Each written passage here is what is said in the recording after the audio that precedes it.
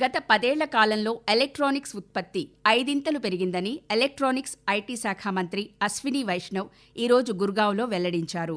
Make in India కార్యక్రమం వల్ల electronics ఉత్పత్తి రంగంలో భారీ వృద్ధి నమోదైందని ఆయన అన్నారు. గత 10 ఏళ్లలో ఎలక్ట్రానిక్ వస్తువుల ఎగుమతులు కూడా 6 రెట్లు పెరిగాయని మంత్రి చెప్పారు. ప్రస్తుతం ఎలక్ట్రానిక్స్ ఉత్పత్తి రంగం 25 లక్షల మందికి ఉపాధినిస్తోందన్నారు. ప్రధానమంత్రి నరేంద్ర మోదీ ఇటీవలే ఎలక్ట్రానిక్ కాంపోనెంట్ తయారీ పథకానికి ఆమోదం తెలిపారని, దీనివల్ల ఎలక్ట్రానిక్స్ ఉత్పత్తి రంగంలో మరిన్ని ఉపాధి అవకాశాలు లభిస్తాయని అశ్విని వైష్ణవ్ వివరించారు.